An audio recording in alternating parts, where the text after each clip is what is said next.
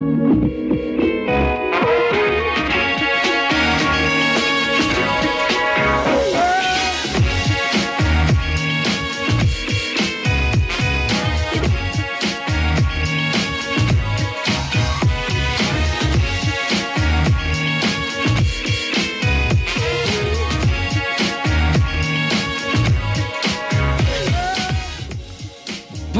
bonsoir à toutes et à tous et bienvenue dans la deuxième Toulouse. On est ensemble pendant une heure pour parler du Toulouse Football Club. Avec moi aujourd'hui, et bien écoutez, c'est un peu la disette parce que il y a un match de Coupe d'Europe qui a été joué hier. Quand on joue 2 matchs par semaine, c'est un petit peu compliqué, mais on a toujours notre Nathan qui est avec nous.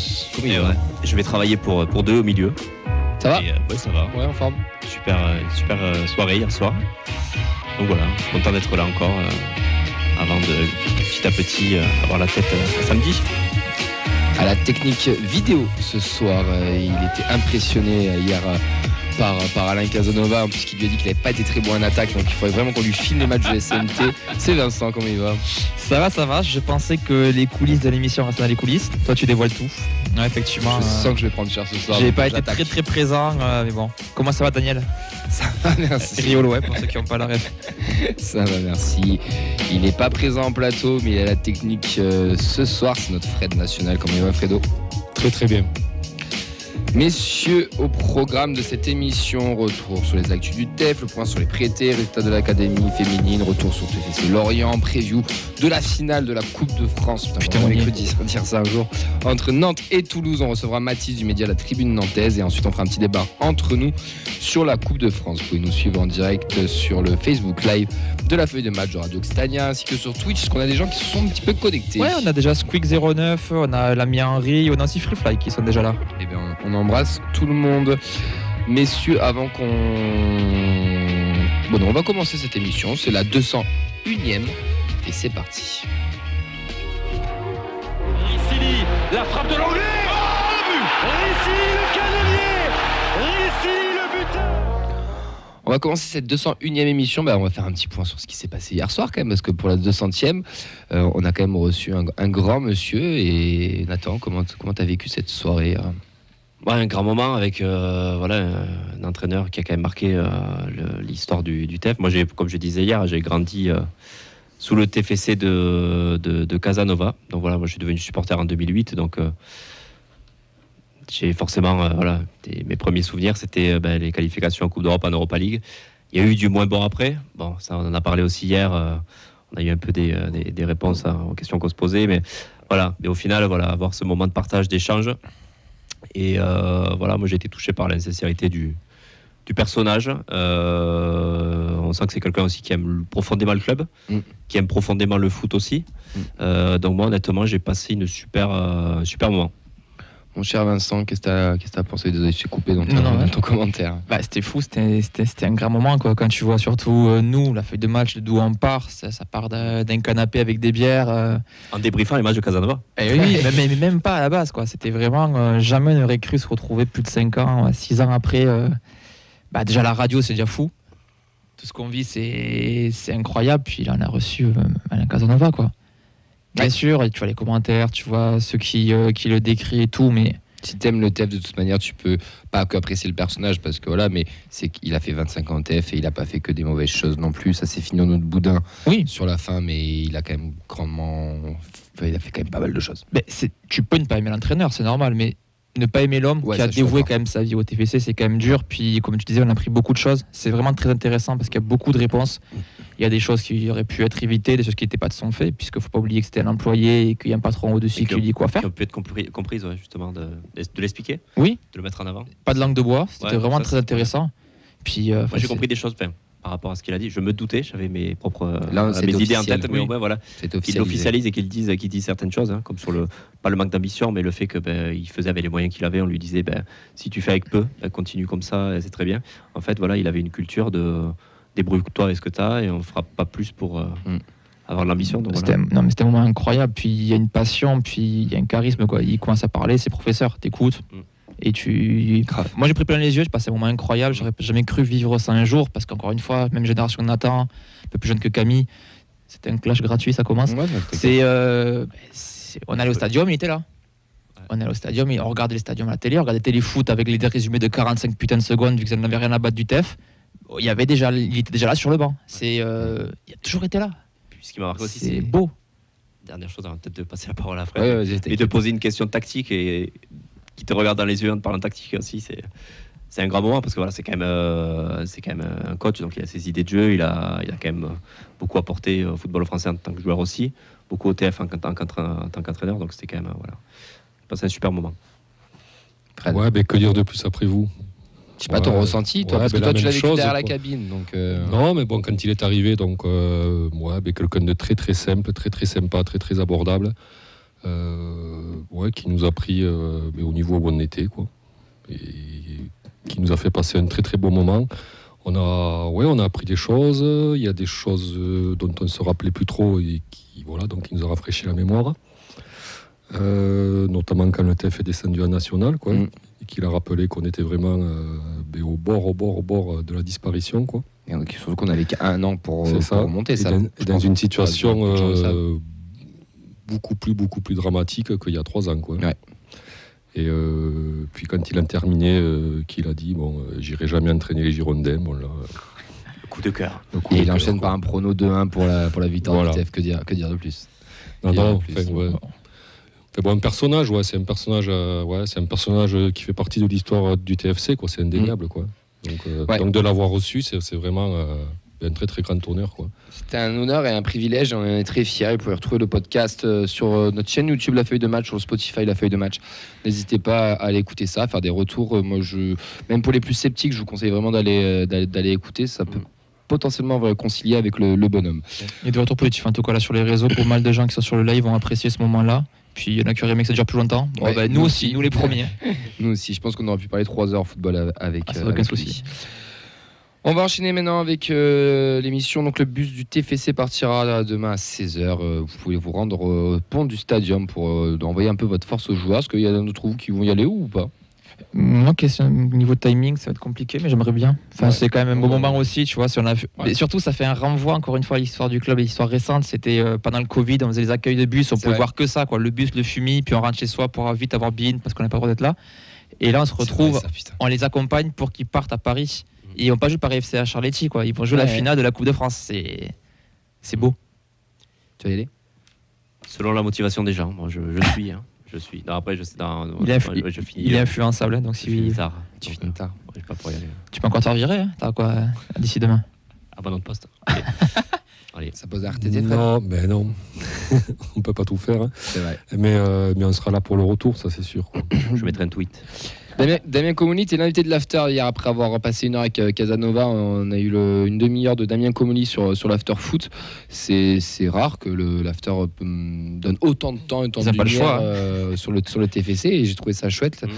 Cette interview était très intéressante. Il a revu vraiment plein de choses. Il nous a expliqué la data, il nous a expliqué des petites anecdotes sur Michael Dessler aussi, comme quoi Dessler ne pensait pas pouvoir jouer en Ligue 2 ou en Ligue 1. Et quand on voit où il en est maintenant, c'est quand même fou. Enfin bref, on va pas refaire tout ça. C'est disponible sur les plateformes de podcast de l'After. Mais ce que vous avez écouté déjà un petit peu dans la voiture, peut-être sur le retour, non? Ouais. Alors, vous avez pensé quoi rapidement de cette interview, de ce passage? Vas-y. Alors, si t'es supporter toulousain, t'apprends rien. C'était là aussi c'était professeur Comoli qui donnait un cours sur la data et sur l'utilisation. Riolo avait l'air choqué qu'il y ait un paramètre humain qui soit pris en compte. Oui. Pour lui, c'était que des chiffres. Et non, c'était très intéressant. Puis on voyait que pour une fois, l'after avait l'air de l'écouter, de comprendre et de s'y intéresser vraiment. Pas parce que juste ils ont un salaire et qu'il faut bien meubler pas à 1 heure. Donc non, on n'a rien appris de nous, mais ça confirme beaucoup de choses. Puis on voit quand même qu'il y a cette passion-là et qu'il y avait la petite question très intéressante par contre sur le Milan AC, le rachat et est-ce qu'il irait. Ça, on a déjà eu notre réponse, nous. Bien sûr. Nous, on a déjà nos informateurs comme Henri qui lui avait demandé la question. D'ailleurs, Henri l'a remis sur les réseaux. Il a coupé court quand même. Direct, il a dit non, c'est Toulouse. Donc c'est bien aussi. Ouais. Puis le mérite aussi, c'est quand même ce moment médiatique-là pour le travail qui est fait. C'est normal aussi qu'il puisse en parler. Avoir un peu de visibilité, parler du club, c'est toujours bien, quoi. Du travail qui est fait depuis pas mal de temps. Je peux juste vous lire le commentaire de Bernard sur Facebook qui est très drôle. C'est 1/2 sans parler du PSG, l'after des rap. Ouais, c'est pas faux, mais après ils ont pas tardé à reparler vite de l'OM et de Tudor et faire des parallèles avec le PSG. Mais c'est vrai qu'une demi-heure de Comoli sur l'after foot, c'est quand même sur l'after, c'est même pas sur Génération After, donc c'est vraiment voilà le prime time de l'émission qui est quand même une des plus écoutées de France. Puis qualitatif aussi, Donc, c'était des questions vraiment techniques et pas au-delà de. Nous, Donc, comme tu disais Vincent, c'est des choses qu'on. Nous on savait déjà, qu'on je sait suis lors déjà. du TFC régulier. Mais Ouais. c'est pas voilà, c'était pas en mode comment est l'état d'esprit avant la Coupe de France, c'était vraiment voilà sur la data, sur le sur le fonctionnement, sur qu'est-ce qui fonctionne à Toulouse, sur la durée aussi. Donc j'ai trouvé ça très intéressant aussi. Les prêtés, messieurs, Yanis Begraoui a donné la victoire à Pau. Donc 2-1, il a marqué à 73e, il sort à la 84e. Junior Flemings et New York ont perdu 2-1 face à Caen. Il n'était pas dans le groupe. Mamadi Bangré, 67 minutes et QRM. Chamat, tu conduis le bus. 67 minutes à QRM, ils ont fait 0-0 sur le leader normand. Nathan Skita, buteur sur coup franc, la pépite qui égalise sur un joli coup franc avec Odense. Ils font 2-2 avec un but refusé et un penalty manqué. Ils sont second des play down. Lucas est en sueur actuellement sur Twitch, je pense. En revoyant ce coup franc. Après, il est beau, franchement, il n'y a rien à dire. Et si je dis pas de bêtises de ce que disait Lucas, c'est lui qui le provoque aussi. Oui. Il nous le confirmera peut-être, mais en tout cas, le coup franc est vraiment splendide, en effet. Cléris Herbert et Top Rapnouille, pardon. Eux, c'est vraiment la galère des prêtés. C'est un Erasmus qui tourne mal. Hein. Mais moi, j'ai vraiment de la peine chaque semaine pour eux. Je suis désolé. Ils ont encore perdu 2-0. Herbert, il a fait 46 minutes et Rapnouille n'était même pas dans le groupe. Alors peut-être qu'il est blessé. Je n'ai pas l'information. J'ai pas réussi à la trouver ou pas. Peut-être qu'il est blessé. Ça fait 2 matchs d'affilée qu'il y est pas. Il y a un Samy en Bulgarie. On peut l'appeler si tu veux. Mais Herbert, ça fait 2 fois qu'il sort juste après la mi-temps. Les pauvres. Franchement, courage les gars parce que ça doit pas être facile. Ouais, surtout que tu es en Bulgarie quand même. Ouais, tu serais en Grèce ou je sais pas à Malte. Bon. après, c'est joli la Bulgarie, hein, franchement. Dans la mer Noire, tu peux oui. balader un peu. T'as une scène Je house connais qui est pas, pas mal en Bulgarie en ouais, plus. ouais, j'ai envie de faire plein de vannes, mais je pourrais pas les faire à l'antenne. Mais on en pense. C'est la nous, regarde pas. Allez, on va On passer. les a comprises. On va passer au retour du centre de formation et des féminines. C'est pour frapper fort.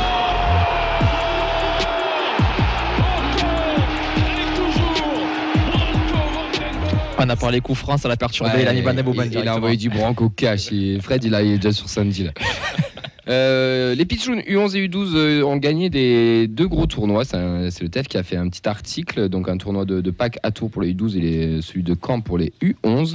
Donc ils ont marqué nos éducateurs. Donc on va nous aussi les citer. Je vous rappelle que vous pouvez trouver cet article sur le site du TFC. Donc bravo aux éducateurs pour les U12, Adam, Joël, Camille et dirigeant Samy. Quoi ? Félicitations. Merci Camille. Et dirigeants Samy, Thomas et Jérémy. Et pour les U11, Michael, Baptiste, Sony pour les éducateurs, Arthur, Antonio et Hamid pour les dirigeants. La Fabrique Violette nous a donné aussi sur Insta la défaite des U14 2-1 vs Canet et la victoire 4-0 des U15 contre Balma et victoire 5-1 des U16 contre Béziers. Donc un gros big up aussi à la Fabrique Violette qui nous donne les résultats des jeunes. N'hésitez pas à les suivre sur Instagram. U15, U16 ça a l'air de tourner pas mal. Ouais, ça envoie ça. Puis ça marque. La N3. Match nul contre Argelès, buteur Bonata Traoré, pardon. Ils ont fait le petit match nul, Béziers a gagné. Ils sont quand même à 3 points des Biterrois. La montée est toujours possible. Ils recevront Rodez le 7 mai à 15h.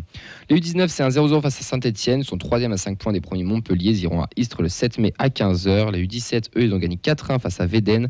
Daïf, Dao, Hut, Silla sont les buteurs. Ils sont seconds à 7 points du premier, l'Olympique de Marseille. Et ils iront faire un petit derby au Girondins de Bordeaux le 7 mai à 15h. C'est pas un derby. C'est pas un derby. Mais Casa, il a dit, je n'irai jamais entraîner à Bordeaux. Donc, voilà. Les féminines, elles, c'est un peu pas l'exploit du week-end, mais le bon résultat qui, malheureusement, n'en est pas un dans le contexte. Mais match fou, surtout. Mais un match fou. Elles sont menées 3-0, les filles. Elles reviennent à 4 buts partout. Alors, vous avez deviné qui va marquer ? Comme ça. Comment tu sais ? Parce que j'arrive à lire. Ah, c'est... non, mais elle est quand même meilleure buteuse de D2, elle arrive en janvier. Donc c'est un truc de ouf. Elles font 4-4 face à l'OM. Altoun, Koulak, Roumiga et Coudon sont les buteuses. Les Olympiennes étaient à 10, mais c'est quand même un gros résultat de nos féminines. Donc bravo à elles. Cependant, elles restent à 9e à 8 points d'Albi, promis non relégable. Prochain match à Clermont le 7 mai à 14h30. Le scénario est incroyable. Elles sont menées 3-0. Elles reviennent, sont toujours derrière au score. Puis elles ont ce coup franc à la 90e. Et elles égalisent sur vraiment le corner ou un coup franc, non ? C'est un coup franc, il me semble. Elle jaillit, c'est vraiment jouant en 2 temps, elle jaillit vraiment devant la défense et ça finit en lucarne parce qu'il y a une forêt de joueuses marseillaises devant. C'est vraiment cherché dans les dernières instances et c'est un miracle. Hein. Ouais.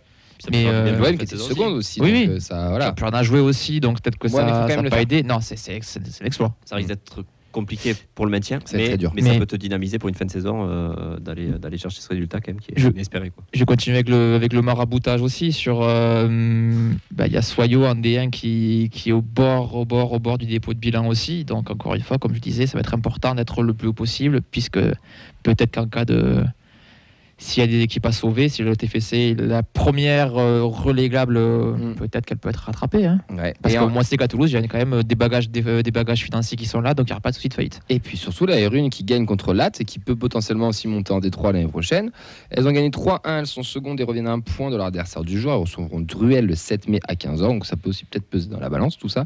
Les 19, elles ont fait un partout face à Montpellier. Buteuse Lola Mérite, elles sont 3e et elles iront à Marseille le 29 avril à 13h30. Et ça, je trouve ça un peu dégueulasse qu'elle les fasse jouer le 29 avril alors qu'on a la finale, le soir. Donc je ne dis pas qu'elles seraient peut-être toutes montées, j'en sais rien, ou peut-être qu'elles iront après le match, je n'en sais absolument rien. Mais je trouve ça un peu dommage de les faire jouer le même jour que la finale de Coupe de France. Ouais, après, même si c'est que des oui, après on voit que le planning est Chargé. Enfin non, que le planning, ils en ont rien à foutre. C'est déjà merci, il faut jouer les U19 en même temps que l'équipe 1 qui Fagnon des féminines aussi. Oui, il y a déjà pas de cohérence à ce niveau-là. Alors t'imagines une cohérence avec les mecs. Je trouve ça totalement dommage et regrettable. On embrasse TFF, bien sûr. Oui, ou pas. Vous pouvez retrouver chaque semaine le calendrier des jeunes et des féminines diffusé sur nos réseaux tous les vendredis, avec les résultats le lundi. Allez suivre aussi la Fabrique Violette sur Instagram si vous voulez avoir les résultats des plus jeunes. Je pense qu'on a fait le tour des résultats, que tu es quand même pas trop mal pour un week-end, pour ce week-end. C'était un beau week-end, oui. C'était un beau petit week-end. Niveau play-off, ça va être plus compliqué pour les U19 masculins et peut-être plus accessible pour les U17. On suivra ça. La N3 qui est toujours en course pour la montée en D2 et ça c'est cool. Et la R1 en course pour potentiellement monter ou pas en fonction de la D2 et la D2 pourra se maintenir. On va enchaîner, messieurs, et on va parler de Lorient, TFC, du match qui était. T'as la rabalé. Il a rien à foutre.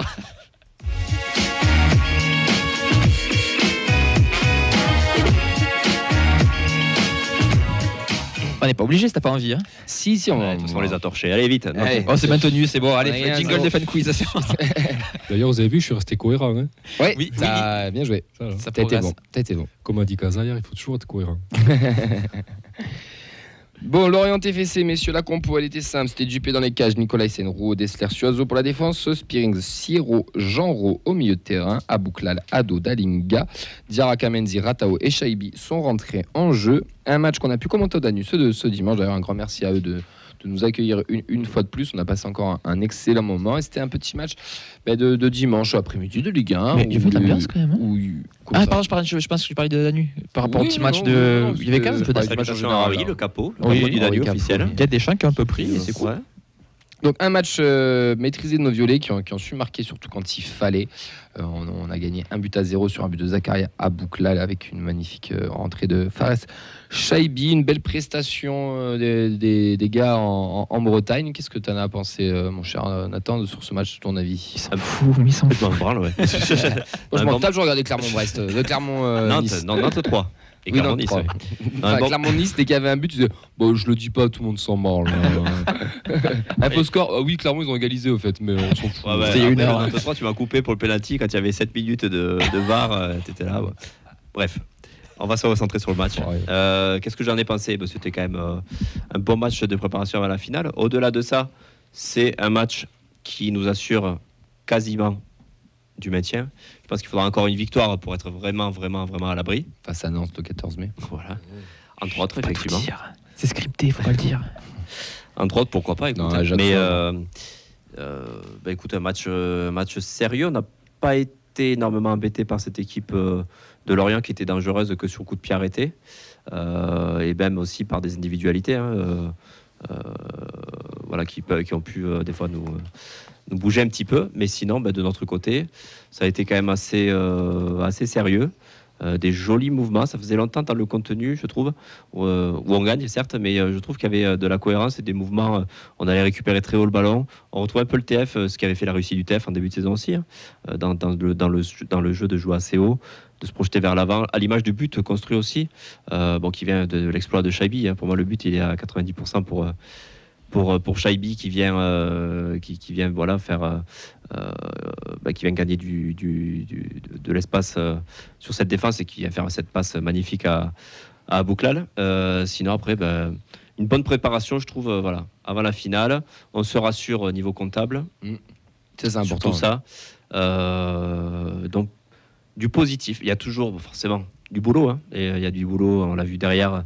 Soiseau, offensivement, ça a été mieux dans le jeu aussi, mais défensivement, on sentait des fois que c'était un peu fébrile.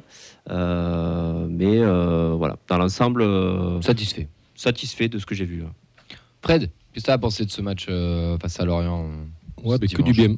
Non, franchement, 8 jours avant la Coupe, donc une victoire. Moi, j'ai trouvé qu'on a été ambitieux. En fait, donc on les a pris haut d'entrée et quasiment tout le match, on a réussi à jouer dans leur camp quand même, puisqu'on n'a pas été inquiétés non plus. Ils n'ont pas eu d'occasion. Je trouvais qu'on a fait un match très très sérieux avec un milieu de terrain un peu unique. Expérimental, assez remodelé, on va dire.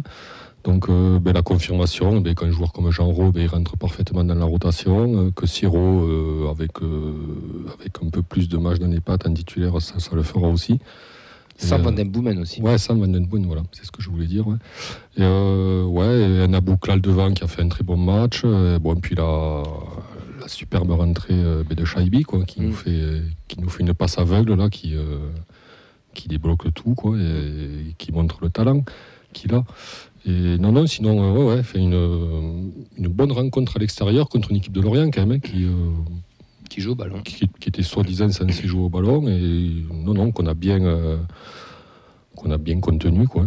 Vraiment c'est un bon résultat, quoi. Une semaine avant la finale de Coupe de France, d'aller gagner à Lorient avec ce genre de match-là maîtrisé, parce qu'il est maîtrisé de A à Z. Oui. Tu te dis, on va y aller on en parlera après, mais on bombe le torse et on est sûr de nos forces. Et d'ailleurs, Montagnier l'a dit, c'était un match vraiment abouti. Il y avait un peu tout, parce que de mémoire, je me souviens pas que Dupé était sollicité sur une énorme occasion. On a un petit peu peur aussi. Et il y a la faute de la faute aurait été sifflée. La faute aurait été sifflée, je pense. Il y a une faute. Le coup de pied dans le dos là. Ouais. Donc c'est juste la seule action où on se fait peur. Hein. Donc 93 minutes de jeu, tu as une action. Ouais. Puis après tu as l'aspect comptable quand même, comme a dit Nathan, 41 points. Il les fallait au final quand tu vois que derrière ça a gagné. Donc c'est une victoire, c'est que du bonus, quoi. Ouais, c'était. En fait, quand on regardait les stats pendant le match, tout était équilibré, que ce soit la possession, le nombre de passes réussies. Il y a vraiment sur les occasions franches qu'on était devant, mais c'était pas non plus un match où il y a eu beaucoup d'occasions, mais il y avait eu quand même du jeu. C'est un match où on pouvait se faire chier entre guillemets parce qu'il n'y avait pas justement ces occasions-là, mais ça a quand même proposé quelque chose. Il y a eu des belles actions, des belles constructions. Peut-être la hype Lorient début de saison qui est en train aussi de s'essouffler. Toulouse qui d'ailleurs il en parlait ça Comoli hier à l'after, qu'à l'extérieur on fait partie aussi des meilleures moyennes de possession à l'extérieur aussi, donc on refuse pas le jeu, bien au contraire. C'est peut-être ça aussi qui a surpris les Lorientais qui s'attendaient peut-être à plus maîtriser le ballon. Et c'est un match globalement réussi. Le but encore une fois est magnifique. C'est un but de plus dans la saison pour aller compter le nombre de buts qui se font après un enchaînement de 4 ou 5 passes, avec en plus Abouklal qui appelle le ballon et qui lui demande de laisser, et puis le sang-froid devant les buts aussi. Ouais. Donc c'est la très très bonne opération. Sur ce but-là, ce qui est ultra intéressant, on a parlé de Shaibi tout à l'heure, tu en as parlé Nathan, mais Suazo, le fait qu'il rentre à l'intérieur, Dalinga ou Ratao, je sais plus qui. Non, je crois que c'est Dalinga qui ramène un petit défenseur qui libère de l'espace pour une petite remise. Shaibi qui perce dans l'axe, Abouklal qui continue, et le pire c'est que tu as encore Dalinga qui est juste à côté d'Abouklal qui peut potentiellement aussi la reprendre, et tu en as encore un autre à droite dans la surface. On est quand même à 4 dans la surface. Donc voilà, ça se va vers l'avant, ça se projette, c'est intéressant, et c'est vraiment un très très beau but. On avait marqué un très joli à Angers. Là c'était vraiment un très bel enchaînement en tout cas des Toulousains. On a quelques réactions sur les réseaux par rapport à ce match. On a Assura sur Twitch qui nous dit solide globalement. En fait, surtout déçu de Lorient qui a vraiment rien proposé au final. J'ai peur que notre bonne performance ne soit qu'un cache-misère de la piètre prestation de Lorient. Mais il me tarde de retrouver le trio Batave au milieu. On a Bernard sur Facebook, victoire méritée, même si c'était pas le match de l'année. Jamais mis en danger sauf sur le tir sur le poteau à la fin. Bon match de toute l'équipe impliquée et solidaire, notamment au milieu. Et bien sûr, Henri qui souligne l'énergie de Genreau. Ouais, et moi j'aimerais qu'on souligne l'énergie d'un autre aussi qui est beaucoup décrié cette saison. Et à juste titre, hein, attention, c'est le plus objectif possible. Mais Ado a fait un match très costaud. Oui. Ado a été très très bon. Mais il a été milieu de terrain On le pour sent moi. en confiance, Il a joué ailier, qui n'est Ouais. pas forcément trop son poste. Alors, c'était un Peut-être que ailier. si, hein. Il récupère. Il rentrait aussi un peu dans l'axe sur certaines phases offensives pour aider Dalinga. Dalinga est un peu plus transparent. Bon, voilà. Beaucoup d'efforts. Ouais.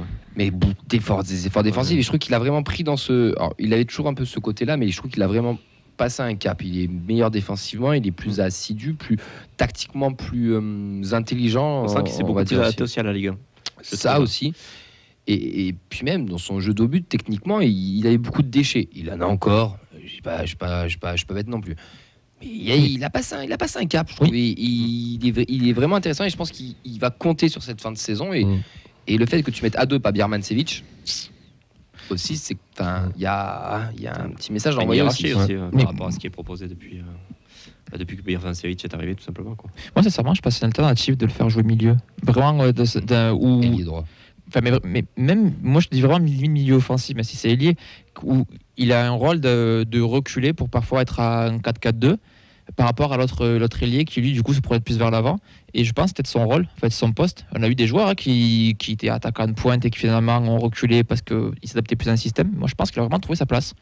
Moi, je pense que dans un schéma à deux serait meilleur. Ouais. Ça c'est clair. Ailier, non.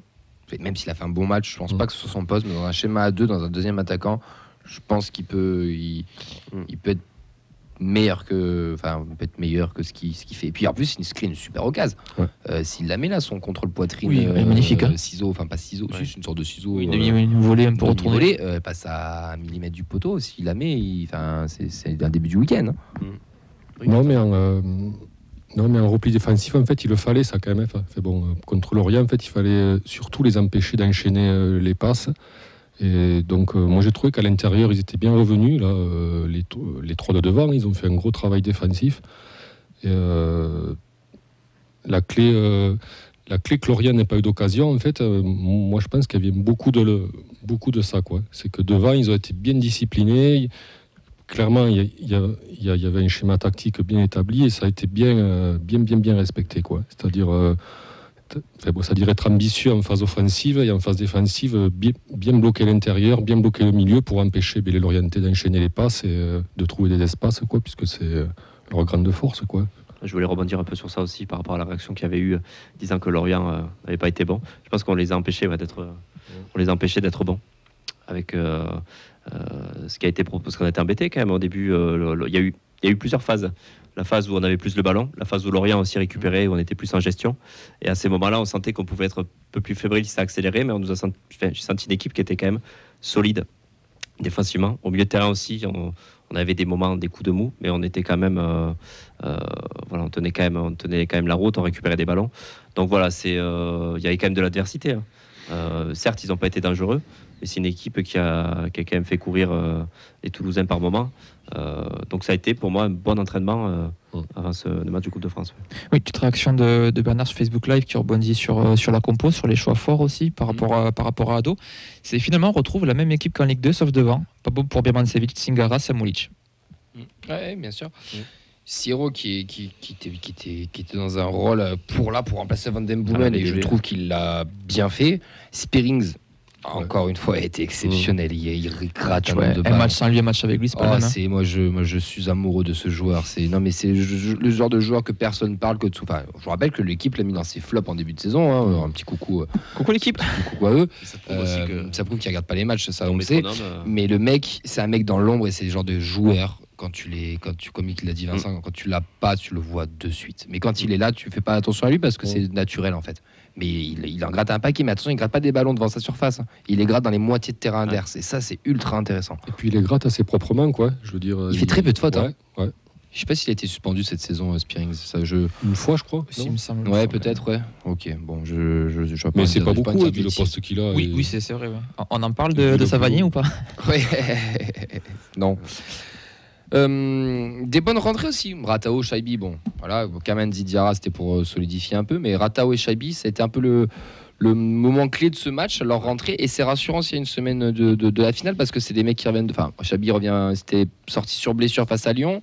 Là, il fait une belle rentrée. Ratao revient de blessure, il fait une bonne rentrée aussi. Ado qui est performant. Enfin, tout le monde est en forme. Déjà, ça va être un casse-tête pour samedi, et ça c'est bien parce que ça veut dire qu'on aura 15 ou 16 mecs qui peuvent être performants. Pour moi, ce qui va faire la différence vraiment pour aller gagner contre Nantes, face à une équipe qui a l'habitude de jouer ce genre de match contrairement à nous, c'est qu'on ait des cadres à 100%. Ouais. Et d'avoir, voilà, on le voit avec Shaibi. L'entrée, on a eu peur tous contre Lyon quand il est sorti. On voit l'entrée qu'il fait, on voit que c'est un joueur. Il est prêt. Il est prêt. Ça, je pense que ça lui a fait du bien. Diagoro va revenir. T'as Jean en deuxième laine derrière qui est tout aussi fort en ce moment que lui quoi. Donc ouais. À voir aussi. Bon, là, on y viendra après dans la preview, mais voilà, voir ce qu'on nous réserve aussi défensivement pour ce match-là. Mais voilà, je pense que vraiment une bonne prépa, des joueurs en confiance. Abouklal, ça peut être le facteur pour moi de cette finale aussi. Des fois, il m'énerve un petit peu quand il peut lâcher un peu plus le ballon facilement. Il énerve tout le monde. Mais face au but, il est quand même hyper précis. Il est très peu de déchets face au but. Et des occasions qu'il a. Ouais. Il est très décisif. Je le vois pas souvent rater des face-à-face. Tous les face-à-face qu'il a, c'est quasi, voilà, ça va quasi au fond. Donc voilà, des cadres à 100% et on pourra espérer faire quelque chose. Ouais. Non, Bernard qui va dans ce sens-là, qui dit on a vraiment qu'un joueur en forme pour la finale, les voyants sont au vert. Ouais. Dalinga a assommé un petit jeune, et puis bon, il lui a finalement offert son maillot. Donc Thaïs, assomme-moi la prochaine fois au stadium, n'hésite pas. L'info juste pour ça. Il y a déjà la bière qui t'assomme. Oh, joli. C'est pas faux. Il y travaille ici. Hein. Vos tops, vos flops, messieurs. Le gamin, hein, franchement, réussir à choper de la tête une passe si précise, respect. Ils auraient besoin de ça sur la ligne Lorient, tu vois. Plus sérieusement, enlever tous les ballons. Plus sérieusement, s'il vous plaît, messieurs, vos tops. Les tops, Lis qui a écrit sur ta face, si tu veux. Non, mais je vais être. Non. Honnêtement, je vais te dire. Abouklal quand même, parce que c'est quand même grâce à lui qu'on va s'imposer. C'est un top d'encouragement, voilà. Parce que des fois, il m'énerve un peu. Mais c'est un top d'encouragement disant peut mieux faire, mais on vous les encourage. Peut mieux faire, mais on aura besoin de toi en finale. Voilà. Si tu trouves pas des bibiches, ça marche tous les coups. Voilà. Mais il n'y a pas joué Kono. C'est ça la blague. Oh merci. La team premier degré là. Abouklal et Jean Ro, coup de cœur, vraiment 3 matchs consécutifs qu'il fait. Même contre Lyon où il a été au niveau. Montpellier, on avait parlé, il fait un super match. T'as des SMS d'Henri qui t'envoie des cœurs. Je sais pas si ça a un rapport avec ça. Non, mais même là, je l'ai trouvé, sur la lignée. Présent. Quand t'as un mec dans la lignée de ce qu'il fait, quoi. Et puis qui prouve aussi qu'il a. Moi, j'attendais sur la durée. Bon, ça fait 3 matchs, tu vas me dire, face à des équipes qui sont un peu en roue libre. Enfin, Montpellier, Lyon, Lorient, c'est pas de la roue libre non plus. Oui, non, mais en fin de saison, je veux dire, des équipes un peu émoussées. Voilà, il a prouvé qu'il avait quand même qu'on pouvait compter sur lui, je pense, pour la saison prochaine. Donc voilà mes 2 coups de cœur du match. Vincent, tes tops? Alors, je vais donner les tops que tu as cités sur les réseaux. On a Assura qui met Jean Ro pour Bernard, Abouklal, les 2 centraux et Shaibi. Serkin qui nous met Ado, Fares et la solidarité de l'équipe. Et aussi Assura qui cite Shaibi et Rasmus. Fred, tu as des tops à nous citer ou pas? Non, l'ensemble de l'équipe. Ouais. Moi, les rentrées Shaibi Ratao, mais Ado bien sûr, mais Spearings aussi. On l'oublie trop facilement, alors que le mec il a fait un match monstrueux, moi je trouve. Sur le site ça veut dire que ça y est, c'est ancré, tu vois, il est bon tout le temps. C'est plus une surprise qu'il soit bon, quoi. Ouais, mais pour moi il faut continuer à mettre dans les tops. Des flops, Mackenzie aussi, Mackenzie, l'entrée qu'il fait. Mackenzie, ça il te fait avoir, toi. Non, mais l'entrée qu'il fait toujours, je trouve qu'il est toujours au niveau, il apporte beaucoup. Facilement. Vos flops, il y en a ou pas? Il y a quelques flops qui ont été cités. Enfin, il y a Assura qui nous dit Sierro, pas fou. C'est dur, hein, j'aimerais savoir pourquoi. Alors, il y en a Serkin aussi qui nous cite Ratao et Soiseau dans les flops. Par contre, pour Sierro, la différence avec BDB. Soiseau, je suis d'accord, pardon. Te couper. Soiseau, je suis d'accord. Dans le flop, ça, je suis flopiné. On va pas dire flop, mais flopiné, c'est le moins rassurant de tous, c'était Soiseau. Ça, je l'accorde. Sierro, c'est dur. Sierro, mis à part le jeu au pied de Van Den Boomen sur les matchs qu'il fait, il n'est pas meilleur que Sierro sur ce match-là, je te parle.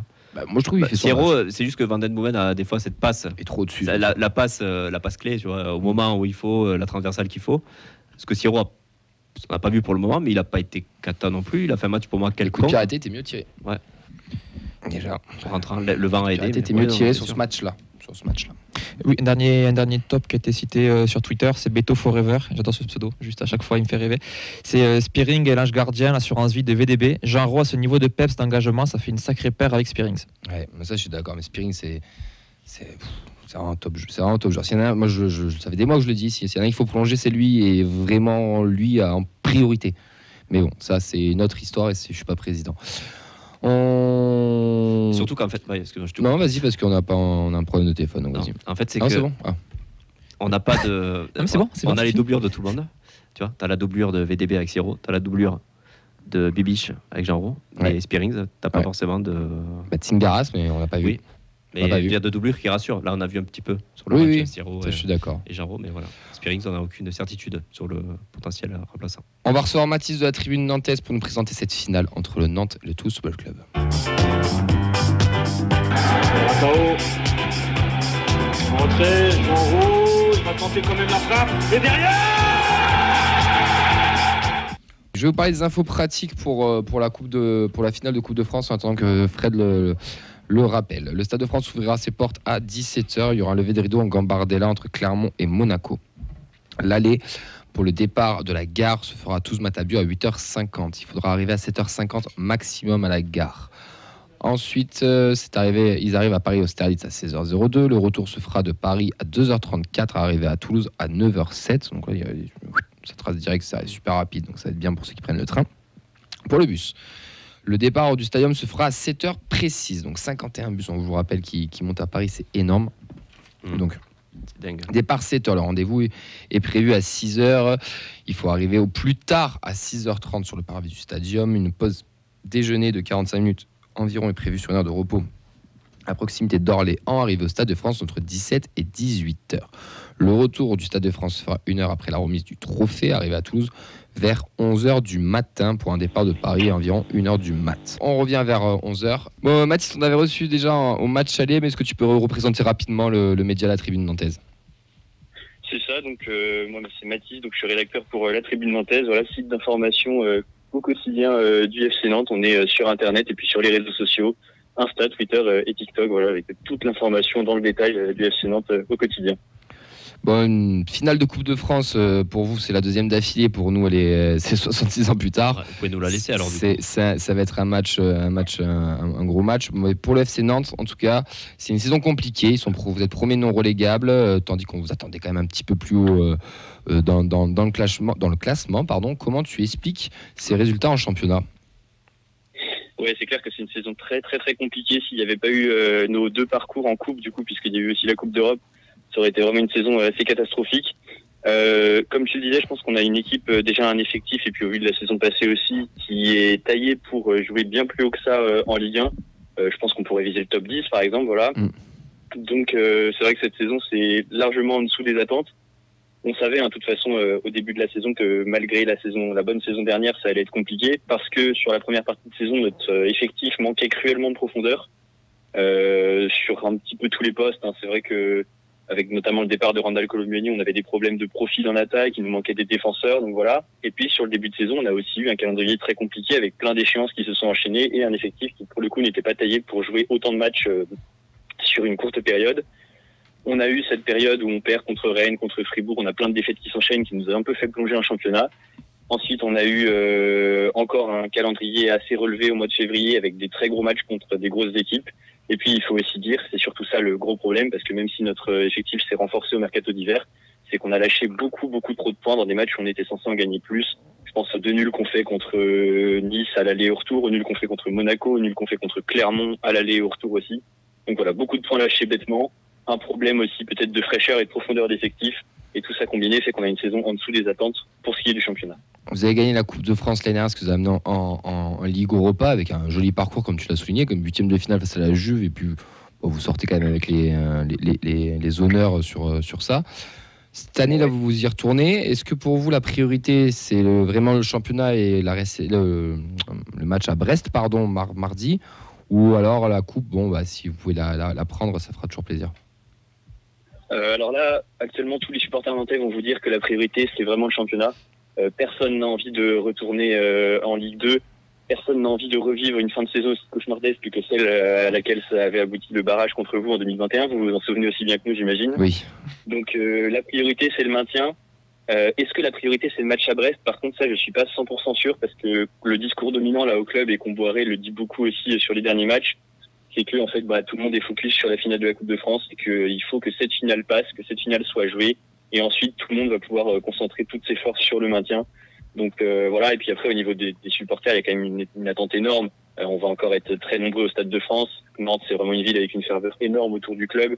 Tout le monde a envie de revivre le trophée de l'année saison dernière, tout le monde a envie de revivre l'Europe. Donc il y a quand même une très très forte attente, et on va dire que cette finale, elle est déjà importante en fait pour le maintien. Elle est importante pour lancer une dynamique. Donc pour la fin de saison, elle est quand même très cruciale, même si effectivement la priorité, si on doit choisir, c'est vraiment le maintien en Ligue 1. Après, une victoire pourrait vous lancer, comme tu viens de dire, une dynamique positive et vous concentrer sur le maintien. Mais est-ce que si jamais il y a défaite, tu as peur justement de l'effet inverse d'une spirale négative, ou alors ça peut leur mettre un coup de pied au cul et se dire ah bon allez, c'est bon, c'est passé, maintenant on se concentre et on y va? Ouais, ça c'est très incertain. Effectivement, je pense que si on perd cette finale, il y a le risque que ça enclenche une spirale négative ensuite et que ça nous plonge dans le fond du classement de Ligue 1. J'ai même pas trop envie d'en parler parce que ça me fait déjà peur rien que le fait de l'évoquer comme ça. Mais on va dire que je crois plus à l'effet spirale négative en cas de défaite qu'à l'effet coup de sursaut d'orgueil et ensuite dynamique exceptionnelle en championnat. Ça me fait un peu peur. Ok. Pour ce match de samedi, est-ce qu'il y a des absents ou des suspendus, ou il y a tout le groupe côté nantais? Alors normalement tout le groupe est présent. On a notre Charles Faoré national qui est blessé depuis quelques temps maintenant, mais c'est pas du tout un joueur important de l'effectif, donc même s'il n'est pas là, ça ne changera pas grand-chose. On a Rémi Descamps qui par contre pourrait jouer. En fait là, il était blessé sur les dernières semaines parce qu'il a donc le gardien, notre deuxième gardien, qui a l'habitude de jouer la Coupe de France, mais qui n'avait pas joué la finale l'année dernière au profit d'Alban Lafont, que vous connaissez bien également. Oui. Là, il s'est blessé contre Lyon lors de la demi-finale. Il est revenu à 100%. Il était à l'entraînement hier. Maintenant, si on le fait jouer une finale juste en retour de blessure comme ça c'est peut-être un peu risqué. Et puis il y a toujours ce dilemme de se dire est-ce que vaut pas mieux privilégier la qualité d'Alban Lafont. Donc on va dire que c'est le petit doute en termes de présence dans l'effectif qui subsiste encore. Mais sinon, Pedro Chirivella aussi, j'oubliais, qui avait été très très bon la saison dernière, qui avait fini la saison sur les rotules à cause d'une pubalgie. Là, il est fin de saison, il est out, mais sinon voilà, tout le monde est présent. On a Quentin Merlin qui était blessé une bonne partie de la deuxième partie de saison, qui est de retour aussi. Comment de Nantes, comment tu vois aussi ce côté de Toulouse, déjà qu'on arrive à ce stade de la finale de Coupe de France, qui est plus de 25 000 Toulousains qui montent à Paris. Comment toi tu le vois de tout ça de Nantes? Et nous on a le vécu de la finale par rapport à l'année dernière face à Nice. À Nantes, bon c'est peut-être un peu chauvin de dire ça, mais tout le monde se dit qu'on avait complètement éteint les Niçois, et effectivement on était au moins 55 000 Nantais dans le stade. Et là, c'est vrai que dès qu'on a su l'affiche de la finale, on s'est dit attention, les Toulousains, quand il s'agira de la billetterie FFF, quand il s'agira de faire du bruit en ville et dans le stade, attention, les Toulousains, ils seront sûrement plus fervents que les Niçois. Voilà, sans vouloir manquer de respect à nos amis niçois. Oui, bien sûr. Mais en tout cas, on sent qu'il y a une vraie ferveur à Toulouse. On sent que c'est un peu comme Nantes, en fait, une vraie ville de foot avec une vraie ferveur autour de son club, qui est aussi porté, et là par contre contrairement à Nantes, par une belle évolution du club sur les dernières saisons, un beau projet. Donc on pense que ça va être un très beau match dans les tribunes, on sait qu'il y a une vraie ferveur et qu'il va y avoir une très belle ambiance au Stade de France, c'est clair, et on s'attend à un rapport de force un petit peu plus équilibré que l'année passée face à Nice. Après de toute manière, on va être honnête, les Nantais sont plus proches, il y aura peut-être plus de Nantais en tribune que de Toulousains, on n'est pas bête non plus, mais nous, ça fait 66 ans qu'on l'attend, je peux te dire qu'on va se donner à 300 000%. Ouais, bien sûr, j'imagine. Vous êtes un peu dans la situation dans laquelle on était l'année dernière. C'est vrai que c'était cette finale historique que personne n'aurait cru vivre. Et finalement, on y est, et le Stade de France, vous allez voir, c'est un moment magique. Tu y seras présent samedi? Ouais, j'y serai présent là. Ouais, j'ai eu un petit peu de chance d'avoir une place parce que je suis expatrié et donc pas abonné, mais je serai présent, et j'étais présent aussi l'année dernière. Ok, bon, super. Putain, c'est magnifique. 2 finales de Coupe de France en 2 ans, ça doit être sympa. Nous on a vu, ça chante pas mal sur les réseaux, il y a du bon et du mauvais. Mais moi, ce qui m'a surtout marqué, c'est que nous, le club, ils ont tout fait pour nous faire des bus, des machins, des erreurs et tout. Mais vous, le club n'a rien fait. C'est le compte Active Nantes, si je dis pas de bêtises, qui a tout organisé. Ouais, c'est exactement ça. Il faut savoir qu'à Nantes, on a la chance d'avoir des associations de supporters. Donc on a évidemment la Brigade Loire qui est le groupe ultra et qui fait qui organise ses propres activités de son côté. C'est les ultras, on sait comment ils fonctionnent. On remercie déjà pour le travail qu'ils font pour le club. Et par contre, on a l'association Activement de Support, donc là qui est une association de supporters peut-être plus familiale, voilà, et qui fait un travail monstrueux pour tous les déplacements en cours de saison. Et là, pour le Stade de France, ils se sont surpassés. On a fait une petite interview d'une de leurs responsables sur Tribune Nantaise. Ils sont à plus de 50 bus, effectivement, rien que pour l'association. C'est eux qui emmènent la majorité des gens de Nantes. Et c'est vrai que le club, bon, peut-être qu'on peut trouver que certains supporters ont été un peu durs avec le club sur les réseaux sociaux notamment. C'est un peu la tendance dans la communauté nantaise parfois, mais en tout cas, le club s'est pas vraiment démené, je pense qu'on peut le dire. Ils ont affrété un seul TGV plus cher, là où l'année dernière, il me semble qu'il y avait des bus aussi affrétés par le club, et là, je crois que c'est pas le cas. Donc effectivement, l'organisation du club sur cette finale en termes de déplacement et au niveau de tout faire pour que le Stade de France soit jaune et vert, c'est un peu discutable. C'est quoi les tarifs du coup? À peu près pour comparer à nous. L'aller-retour en TGV est à 153 €, alors que l'année dernière c'était plus proche des 90-100, je crois. Je nous veux on a pas 100, bêtises, ouais. pas dedans, mais je nous crois 160 alors qu'on on est quand même beaucoup plus loin. Ouais. On va passer au prono alors qu'on a eu une petite panne de vidéo. Sinon cette émission ça part en cacahuète totale. Les pronos messieurs pour cette finale de Coupe de France entre le Football Club de Nantes et le TuS Football Club. Nathan, qu'est-ce que tu pronostiques sachant qu'Alain Casanova nous a dit 2-1 pour le TFC hier? Ouais. Bon désolé Mathis mais ouais, on va partir sur un... Je vais suivre Alain. Je vais dire un 2-1. Je vais suivre Alain. Mais bon, j'ai envie d'y croire, donc soyons positifs. Allez, Fred. Ouais, moi je vais partir sur une victoire, allez 3-1. 3-1, ok. Ouais, 3-1 parce que je vais rejoindre un peu ce qu'a dit Mathis, quoi. Moi je pense qu'on est dans leur situation. Nous en fait on a faim et eux peut-être voilà donc eux ils avaient faim l'année dernière, cette année peut-être qu'ils ont moins faim. Donc bon, voilà. Vincent. On va dire allez 2-1. Ok. Et toi Mathis, ton pronom? Bah moi je vais dire 1-0, c'est un match une affiche qui est très équilibrée, hein, mais je pense que Nantes peut vraiment se transcender dans les grandes affiches comme ça, donc allez 1-0 pour Nantes comme l'année dernière face à Nice. Allez, bon, ça marche. J'espère que tu n'auras pas raison. Mais en tout bien, tout honneur. Mathis, un grand merci de nous avoir accordé un peu de ton temps. Désolé pour la petite galère technique. On te souhaite une très belle finale samedi, que le meilleur gagne, bien sûr. Merci beaucoup à vous. Merci beaucoup à vous et puis bonne finale à vous aussi. Et puis, voilà, je pense qu'on va avoir une très belle fête dans les tribunes du Stade de France. Ouais, et on se rappelle dans 15 jours de toute façon. Absolument. Allez, ciao, ciao. À bientôt, bonne soirée. Merci. Ciao. Écoutez, cette petite preview qui est faite. Maintenant, nous, il nous reste moins d'une dizaine de minutes. On est désolé. Repasser sur Radio Occitania, ça a tout coupé sur le Twitch, sur le Facebook. Vincent, si je fais pas de conneries, ton ordi a mettre une petite mise à jour. Il s'est planté en plein milieu. Mais l'a jamais fait en. Je sais pas, c'est pas si longtemps que ça l'utilise, mais Nena, ça l'a jamais fait. Et sans qu'on fasse rien, donc on a essayé de récupérer la piste audio, on fera le montage, vous inquiétez pas. Ceux qui viennent de rejoindre que maintenant, on va essayer d'en récupérer le plus possible pour faire une émission de qualité quand même. C'est mal barré. On aura de l'audio, c'est pas grave, c'est exceptionnel, on peut pas. Voilà. On a tout donné hier. Ouais. Oui, t'as mieux. Voilà. Je sais pas, ça arrivait hier, je pense qu'on pleurait tous. Oui. Bon, c'est bien oui. la radio quand même aussi. Ouais, c'est bien. Ouais, mais quand c'est pas enregistré, qu'il y a du coup il y a 4 personnes qui écoutent, c'est un peu bête. Ouais. Messieurs, est-ce que vous êtes confiants pour samedi là? Comment? Parce que là, vos pronos font que j'ai l'impression que voilà, vous avez envie d'y croire. Oui. Quels sentiments vous avez? Est-ce que vous avez impatience? Il nous reste moins de 10 minutes là. Voilà. Commentez Nathan. Je suis confiant, mais je suis toulousain, c'est-à-dire je suis confiant, mais j'ai peur. Ouais. J'ai envie de rêver, j'ai envie d'y croire, mais quand on croit, souvent quand on est supporter du TEF, on est des fois déçu. Donc voilà, moi j'ai envie d'être porté, j'ai envie de vibrer, de vivre un truc incroyable, qui serait, je pense, le plus gros truc que j'aurais jamais vécu en étant supporter du TEF, puisque Ligue des Champions, j'étais quand même assez jeune, les qualifications à la Coupe d'Europe aussi. Angers, je l'ai vécu de très loin, puisque j'avais pas pu faire le déplacement. Ouais, c'est ça, c'est ce que j'ai vécu, on va dire, dans mon histoire avec le TF. Ça a été belle, hein. La saison dernière aussi en Ligue 2, un truc un peu fou avec un trophée. Donc j'aimerais vraiment que ça ancre, c'est ça, une période, que ça ancre vraiment un renouveau du TF. Donc je n'attends que ça, je n'attends que de dérailler. Ouais, moi pareil, moi je suis comme un fou. Moi je suis ça me comme un fou d'aller au Stade de France, comme un fou qu'on gagne, quoi, qu'on les éclate, quoi. Et qu'on brandisse la coupe et qu'ils viennent là, que les joueurs montent dans le virage avec nous. Toi, Et non, il y aura des filets. On s'en fout, on les enlèvera. Vous savez qu'on va les péter. Franchement, si on gagne la coupe et qu'ils veulent monter, les filets. Non, c'est un truc, dégage. c'est trop exceptionnel, quoi. Voilà, quoi.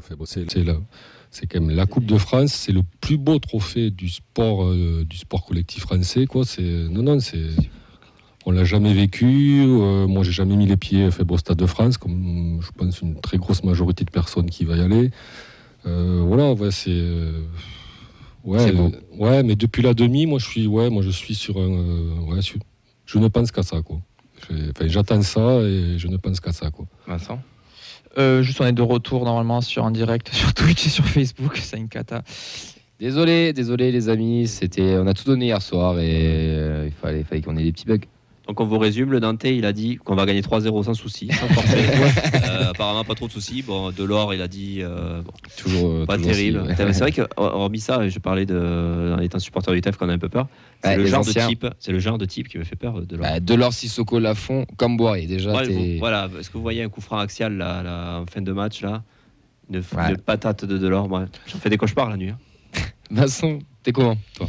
Je suis confiant, tous les voyants sont au vert, la dynamique est quand même pour nous, même au niveau blessure, tout le monde est là en théorie, puis tourne bien, ça se passe bien, on va être apparemment quasiment 26 000 au Stade de France, il y a tout qui va bien. Au bout d'un moment, il faut arrêter aussi de tergiverser, se dire tout va bien, donc ça aille bien, et ça ira jusqu'au bout. On est tous traumatisés, je pense. Ouais, mais il faut être confiant aussi, ça marche bien.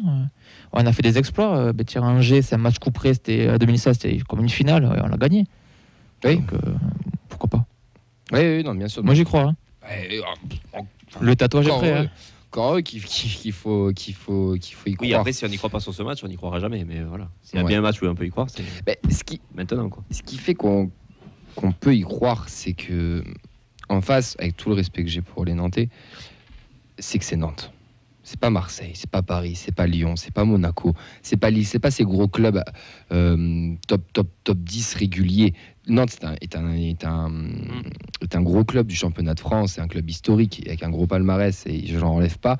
Mais sur la dynamique, sur la saison, c'est pas foufou, hein, c'est pas Jojo. Alors, tandis que nous, de coupe, joueur de coupe aussi, entraîneur de coupe, comparé aussi avec le PSG, il en a connu. C'est conneries, ça n'attend. Mais quelque part, c'est vraiment ça qui me fait peur. C'est vraiment l'inexpérience du TF et des joueurs dans ces moments-là. Mais t'en as de l'expérience. Rasmus a gagné la Coupe du Danemark. Dayegereux a fait jouer des matchs de Coupe d'Europe. Oui. Il a joué des finales aussi. Ils en ont de l'expérience. Zakaria Boukla, il a fait une demi-finale de Coupe du Monde. Ouais. Ils ont de l'expérience. T'as un effectif nantais qui est quasiment inchangé par rapport à l'an dernier. Je me dis, ils ont vécu ça ensemble. Ils ont envie forcément de le revivre. Ils ont une cote aussi à avoir sur le marché des transferts s'ils se qualifient encore en Coupe d'Europe, tu vois. Ça va gonfler. Enfin, il y a plein de choses qui rentrent dans le contexte pour eux, du côté de Nantes. Ce qui fait que forcément, je me dis que c'est une équipe qui a plus l'habitude que nous. Mais j'ai envie d'y croire. Tu l'as dit, hein, c'est pas Marseille, c'est pas Paris, c'est pas même Lens qui était en course. Tu dis, tu chopes un Lens en finale. Tu montes pour faire la fête, mais tu sais que tu vas prendre une belle. Mais là, voilà, c'est vraiment. Faut espérer, faut y aller. Non, là, tout est réuni pour qu'on la ramène, quoi. Et tu vois le combo Casa-Comoli de hier. Je vais être honnête, hein. Quand Casa nous raconte que quand on loupe ces saisons là où on joue l'Europe, qu'on se les loupe parce qu'il dit que derrière t'as peut-être une direction qui te pousse pas, qui a pas forcément la dalle, qui te l'impose pas, et du coup tu es tranquille, et t'as Comoli qui passe dans l'after qui dit de toute façon là on y monte, mais c'est pour la gagner les gars, on n'y va pas pour faire du tourisme. Mais tu te dis là par contre t'as un mec derrière là, qui a la rage, qui a les dents, qui arrive le parquet, qui a faim de trophée, qui a faim de victoire.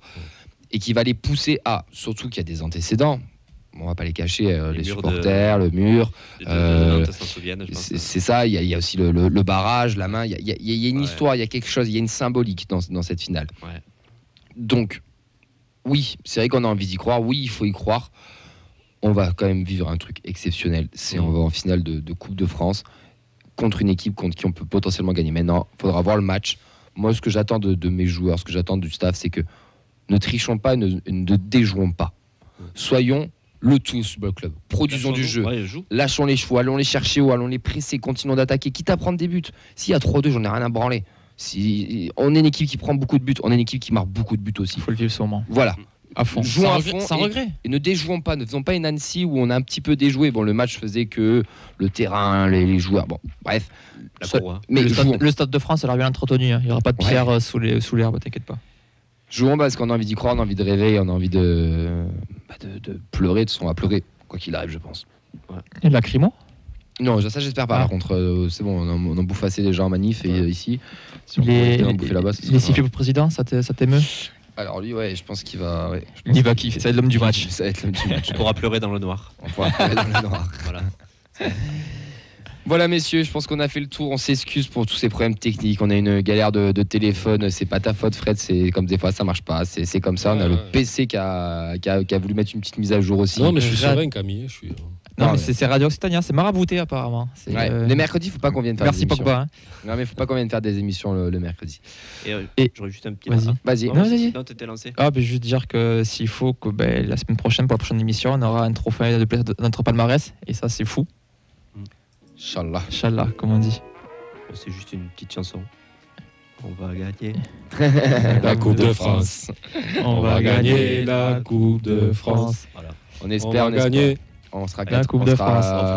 On va gagner la Coupe de France. 26 000 à la chanter. On se retrouve tous samedi pour ce match, pour ce moment historique. Merci à toutes et à celles qui nous ont suivis ce soir. On vous rappelle qu'il y a le podcast de l'After pour écouter l'interview de Commis. Il y a surtout le podcast de la feuille de match pour écouter l'interview d'Alain Casanova. C'était pendant le 200e. Aujourd'hui, c'était à 201e. On a eu quelques galères techniques. On s'en excuse, bien entendu. À l'ancienne, tu connais. Ouais, exactement. On vous embrasse. On fait des gros bisous. Profitez bien, dormez bien. Et comme l'a dit Henri, kiffez votre semaine, kiffez ce moment parce que ce qu'on est en train de vivre, c'est quelque chose d'exceptionnel. On la mérite. Passez une très belle soirée, une très bonne fin de semaine, un très bon match samedi. Nous on se retrouve demain à 19h sur Twitch pour... On est invité j'ai oublié le nom. Eleven Area, pardon. Sur Twitch. Yes, on n'a pas été bon. C'est une équipe de vélo, non? C'est quoi? Et voilà, donc on vous souhaite à tous toutes une très belle soirée. Ciao, ciao, bye bye. Salut. Ciao, bonne soirée.